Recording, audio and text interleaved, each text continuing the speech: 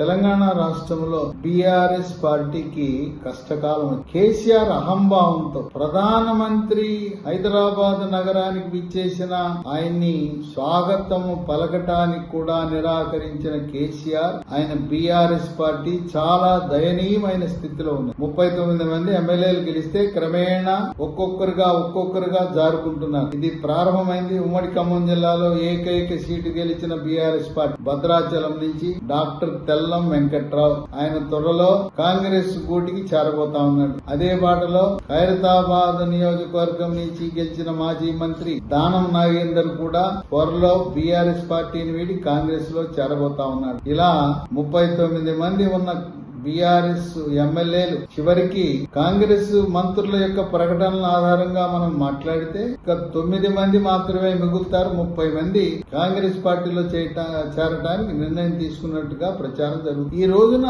జరిగే లోక్సభ ఎన్నికల్లో ప్రధాన పోటీ బీజేపీ కాంగ్రెస్ మధ్యనే ఉంది. బీఆర్ఎస్ పార్టీకి అసలు అడ్రస్ కూడా లేని పరిస్థితి. ఎక్కడ చూసినా 3వ స్థానమే. ఈ 17 సీట్లలో బీఆర్ఎస్ పార్టీ ఒక్క సీటు కూడా గెలిచే అవకాశమే. అసలు అభ్యర్థులు సిట్టింగ్ ఎంపీలు కూడా మేము పోటీ చేయమంటున్నాం. చేవెళ్లలో సిట్టింగ్ లోక్సభ ఆయన అయితే రంజిత్ రెడ్డి నాకు వద్దే వద్దండి. కొంతమంది ఎంపీలు రాజీనామా చేసి వేరే పార్టీలో చేరేసి జహీరాబాద్ లో బీబీ పాటిల్ రాజీనామా చేసి బీజేపీ తరఫున జహీరాబాద్ లో పోటీ చేస్తున్నారు. ఆ విధంగా బలహీనపడి దయనీయమైన స్థితిలో ఉన్నది బీఆర్ఎస్ పార్టీ. ప్రజలకు ఇంకా ఆగ్రహం చల్లారలేదు. ఉన్న పరిస్థితులు గమనిస్తే తెలంగాణ రాష్ట్రంలో భారతీయ జనతా పార్టీ 10 నుంచి 12 సీట్లు ఖరారుగా ఖండితంగా గెలుచుకునే పరిస్థితి ఉత్పన్నమైంది. ఇక కాంగ్రెస్ పార్టీకి అవకాశం ఉన్న లోక్సభ సీట్లు ఏదంటే ఖమ్మం, నల్గొండ, మహబూబాబాద్. ఇక 3 మినహాయించి మిగతా చోట ఎక్కడ కూడా వాళ్ళకి బలం లేదు. ఒక విశేషం ఏంటంటే నవంబర్ 30న జరిగిన శాసనసభ ఎన్నికల్లో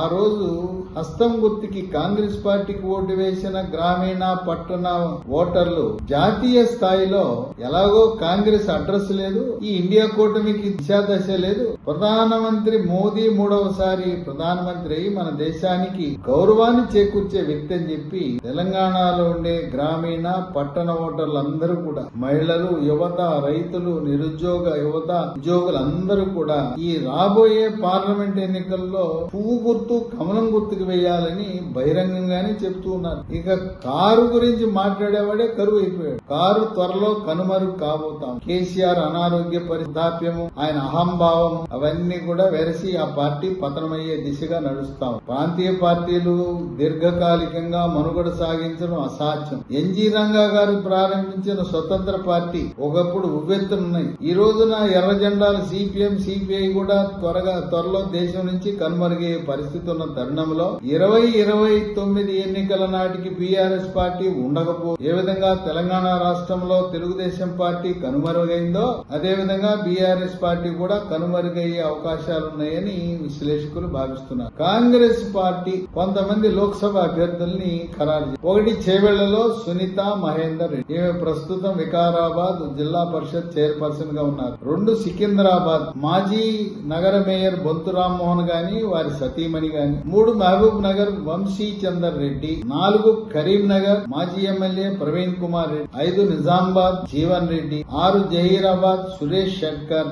7 నల్గొండ జానారెడ్డి కుమారుడు రఘువీరారెడ్డి. 8 మహబూబాబాద్ బలరాం నాయక్. 9 పెద్దపల్లి జి వెంకటస్వామి మనమడు గడ్డం వంశీ. డాక్టర్ జి వివేక్ కుమారుడు వంశీ. 10 భువనగిరి నుంచి చామల కిరణ్ రెడ్డి. 11 వరంగల్ లో దొమ్మాటి సాంబయ్య. 12 మల్కాజ్గిరిలో మైనంపల్లి హనుమంతరావు, ఆయన పోటీ చేయడానికి ఇష్టపడకపోతే కంచెర్ల చంద్రశేఖర్ రెడ్డి. 13 మెదక్ నీలమ్మ. 14 ఆదిలాబాద్ నుంచి సోయం బాబురావు. బీజేపీ పార్టీ ఇవ్వకపోతే కాంగ్రెస్ పార్టీ గాలం వేస్తాం, ఆదివాసీలకు ఇచ్చే అవకాశం ఉంది. ఇక నాగర్ కర్నూలు, ఖమ్మం ఆ 2 సీట్లు కూడా జటిలం అయిపోయినాయి. నాగర్ కర్నూల్ లో తెలంగాణ రాష్ట్ర అధికార ప్రతినిధిగా ఢిల్లీలో నియమించిన డాక్టర్ మల్లు రవి తన పదవికి రాజీనామా చేసి నేను లోక్సభ పోటీ చేస్తానని రంగం సిద్ధం చేశారు. దీనికి నాగర్ కర్నూల్ కి అలంపూర్ నియోజకవర్గంలో ఓటమి చెందిన సంపత్ కుమార్ కూడా నాకు కావాలని, అందువల్ల రాష్ట్ర స్థాయిలో ఇది నిర్ణయం కాదు, హైకమాండ్ నిర్ణయం చేసి డాక్టర్ మల్లు రవి చాలా పట్టుదలగా ఉన్నాడు పోటీ చేయాలని. ఖమ్మం విషయానికి వస్తే రాహుల్ గాంధీ నమ్మంటున్నారు, ఆయన వచ్చే అవకాశాలు తక్కువ. లేదు, సోనియా గాంధీ కుటుంబ సభ్యులను ఎవరో ఒకరు నమ్మంటున్నారు. ఇక్కడ 3 మంత్రులు బట్టి విక్రమార్క ఆయన భార్య నందితాను పెట్టాలన్నాడు. అలాగే పొంగులేటి శ్రీనివాసరెడ్డి తన సోదరుని పెట్టాలన్నాడు. తుమ్మల నాగేశ్వరరావు తన వారసుడిని కుమారుని అక్కడ పోటీ పెట్టాలన్నాడు. ఎందుకంటే ఉన్న 17 సీట్లలో గ్యారంటీగా గెలిచే సీటు ఒకటే ఉంటే కాంగ్రెస్ కి ఖమ్మం అని చెప్పాలి. అందువల్ల ఖమ్మంకు డిమాండ్ బాగా ఎక్కువ ఉన్నది. 3 మంత్రులు ఉప ముఖ్యమంత్రులతో సహా పోటీ పడుతున్నారు. ఖమ్మం, నాగర్ కర్నూలు హైకమాండే తేల్చవలసిన అవసరం ఉంది. ఏది ఏమైనా ఎంఐఎం పార్టీ హైదరాబాద్ నగరాన్ని కైవసం చేసుకుంటే హైదరాబాద్ సీట్, కాంగ్రెస్ పార్టీకి గ్యారంటీగా గెలిచే సీట్ ఒకటే ఖమ్మం. ఇక కేసీఆర్ ముద్దుల బిడ్డ కవితను గనక అరెస్ట్ చేస్తే బీజేపీ ఏకంగా 17 సీట్లలో 16 సీట్లలో విజయం సాధిస్తుందని విశ్లేషకులు భావిస్తారు. శాసనసభ ఎన్నికల్లో కవితను అరెస్ట్ చేయలేదు అనే అక్కసుతో తెలంగాణ ప్రజలు కాంగ్రెస్ పార్టీని ఎంపిక చేసుకున్నట్టుగా చెబుతున్నారు. కాంగ్రెస్ పార్టీతో ప్రేమతో ప్రజలు ఓటు వేయలేదు. కేసీఆర్ ని దింపడం మా లక్ష్యం. కేసీఆర్ ని దింపాలంటే కాంగ్రెస్ పార్టీ సమర్థవంతమైన పోటీ ఇవ్వగలదని చెప్పి వాళ్ళు ఇప్పుడు లోక్సభకు మాత్రం తెలంగాణ ప్రజలందరూ కూడా ముక్త కంఠంతో కమలంకే పువ్వుకు ఓటేసి ప్రధానమంత్రి మోదీని మూడవసారి హ్యాట్రిక్ ప్రధానమంత్రిని చూడాలని ఎంతో ఆసక్తిగా ఎదురు చూస్తున్నారు. తెలంగాణ రాష్ట్రంలో బీఆర్ఎస్ పార్టీకి కష్టకాలం. కేసీఆర్ అహంభావంతో ప్రధానమంత్రి హైదరాబాద్ నగరానికి విచ్చేసిన ఆయన్ని స్వాగతము పలకటానికి కూడా నిరాకరించిన కేసీఆర్, ఆయన బీఆర్ఎస్ పార్టీ చాలా దయనీయమైన స్థితిలో ఉంది. 39 మంది ఎమ్మెల్యేలు గెలిస్తే క్రమేణా ఒక్కొక్కరుగా జారుకుంటున్నారు. ఇది ప్రారంభమైంది ఉమ్మడి ఖమ్మం జిల్లాలో ఏకైక సీటు గెలిచిన బీఆర్ఎస్ పార్టీ భద్రాచలం నుంచి డాక్టర్ తెల్లం వెంకట్రావు. ఆయన త్వరలో కాంగ్రెస్ గూటికి చేరబోతా ఉన్నాడు. అదే బాటలో ఖైరతాబాద్ నియోజకవర్గం నుంచి గెలిచిన మాజీ మంత్రి దానం నాగేందర్ కూడా త్వరలో బీఆర్ఎస్ పార్టీని వీడి కాంగ్రెస్ లో చేరబోతా ఉన్నాడు. ఇలా 39 మంది ఉన్న బీఆర్ఎస్ ఎమ్మెల్యేలు చివరికి కాంగ్రెస్ మంత్రుల యొక్క ప్రకటనల ఆధారంగా మనం మాట్లాడితే ఇక 9 మంది మాత్రమే మిగులుతారు. 30 మంది కాంగ్రెస్ పార్టీలో చేరడానికి నిర్ణయం తీసుకున్నట్టుగా ప్రచారం జరుగుతుంది. ఈ రోజున జరిగే లోక్సభ ఎన్నికల్లో ప్రధాన పోటీ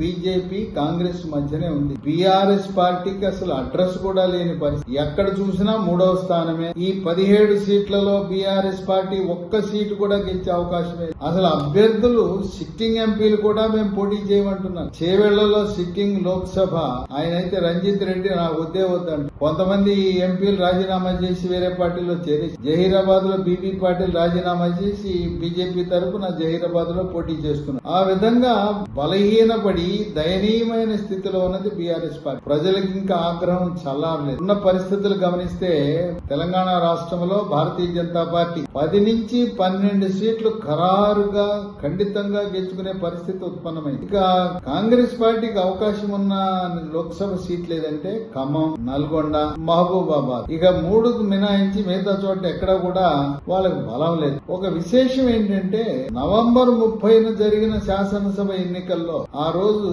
హస్తం గుర్తుకి కాంగ్రెస్ పార్టీకి ఓటు వేసిన గ్రామీణ పట్టణ ఓటర్లు జాతీయ స్థాయిలో ఎలాగో కాంగ్రెస్ అడ్రస్ లేదు, ఈ ఇండియా కూటమికి దిశాదశ లేదు, ప్రధానమంత్రి మోదీ 3వసారి ప్రధానమంత్రి అయి మన దేశానికి గౌరవాన్ని చేకూర్చే వ్యక్తి అని చెప్పి తెలంగాణలో ఉండే గ్రామీణ పట్టణ ఓటర్లందరూ కూడా మహిళలు, యువత, రైతులు, నిరుద్యోగ యువత, ఉద్యోగులందరూ కూడా ఈ రాబోయే పార్లమెంట్ ఎన్నికల్లో పువ్వు గుర్తు కమలం గుర్తుకు వేయాలని బహిరంగంగానే చెప్తూ ఉన్నారు. ఇక కారు గురించి మాట్లాడేవాడే కరువు అయిపోయాడు. కారు త్వరలో కనుమరుగు కాబోతాం. కేసీఆర్ అనారోగ్య పరిదాప్యము, ఆయన అహంభావము అవన్నీ అవన్నీ కూడా వెరసి ఆ పార్టీ పతనమయ్యే దిశగా నడుస్తాం. ప్రాంతీయ పార్టీలు దీర్ఘకాలికంగా మనుగడ సాగించడం అసాధ్యం. ఎన్జీ రంగా గారు ప్రారంభించిన స్వతంత్ర పార్టీ ఒకప్పుడు ఉవ్వెత్తునున్నాయి. ఈ రోజున ఎర్ర జెండాలు సిపిఎం సిపిఐ కూడా త్వరలో దేశం నుంచి కనుమరుగయ్యే పరిస్థితి ఉన్న తరుణంలో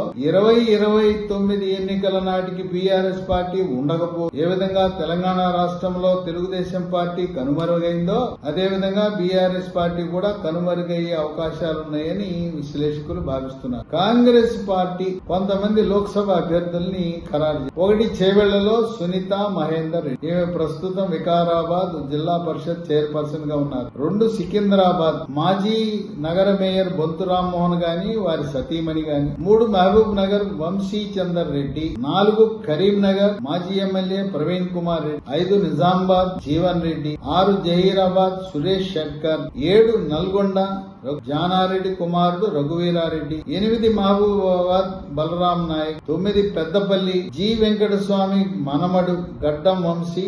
జి వివేక్ కుమారుడు వంశీ. 10 భువనగిరి నుంచి చామల కిరణ్ రెడ్డి. 11 వరంగల్ లో దొమ్మాటి సాంబయ్య. 12 మల్కాజ్గిరిలో మైనంపల్లి హనుమంతరావు, ఆయన పోటీ చేయడానికి ఇష్టపడకపోతే కంచెర్ల చంద్రశేఖర్ రెడ్డి. 13 మెదక్ నీలమ్మ. 14 ఆదిలాబాద్ నుంచి సోయం బాబురావు. బీజేపీ పార్టీ ఇవ్వకపోతే కాంగ్రెస్ పార్టీ గాలం వేస్తాం, ఆదివాసీలకు ఇచ్చే అవకాశం ఉంది. ఇక నాగర్ కర్నూలు ఖమ్మం ఆ 2 సీట్లు కూడా జటిలం అయిపోయినాయి. నాగర్ కర్నూలులో తెలంగాణ రాష్ట్ర అధికార ప్రతినిధిగా ఢిల్లీలో నియమించిన డాక్టర్ మల్లు రవి తన పదవికి రాజీనామా చేసి నేను లోక్సభ పోటీ చేస్తానని రంగం సిద్ధం చేశారు. దీనికి నాగర్ కర్నూలుకి అలంపూర్ నియోజకవర్గంలో ఓటమి చెందిన సంపత్ కుమార్ కూడా నాకు కావాలని, అందువల్ల రాష్ట్ర స్థాయిలో ఇది నిర్ణయం కాదు, హైకమాండే నిర్ణయం చేసి డాక్టర్ మల్లు రవి చాలా పట్టుదలగా ఉన్నాడు పోటీ చేయాలని. ఖమ్మం విషయానికి వస్తే రాహుల్ గాంధీ నమ్మంటున్నారు, ఆయన వచ్చే అవకాశాలు తక్కువ.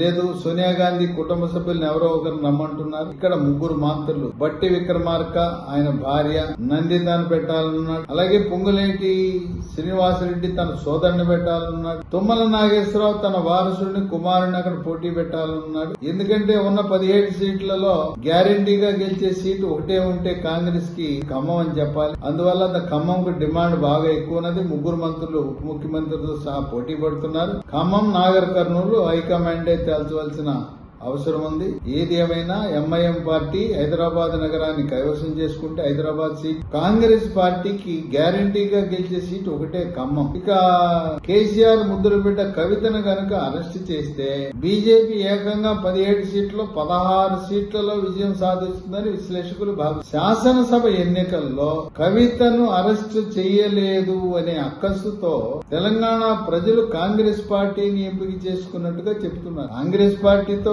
ప్రేమతో ప్రజలు ఓటు వేయలేదు. కేసీఆర్ ని దింపడం మా లక్ష్యం. కేసీఆర్ ని దింపాలంటే కాంగ్రెస్ పార్టీయే సమర్థవంతమైన పోటీ ఇవ్వగలదని చెప్పి వాళ్ళు ఇప్పుడు లోక్సభకు మాత్రం తెలంగాణ ప్రజలందరూ కూడా ముక్త కంఠంతో కమలంకే పువ్వుకి ఓటేసి ప్రధానమంత్రి మోదీని ముచ్చటగా మూడవసారి హ్యాట్రిక్ ప్రధానమంత్రిని చూడాలని ఎంతో ఆసక్తిగా ఎదురు చూస్తున్నారు.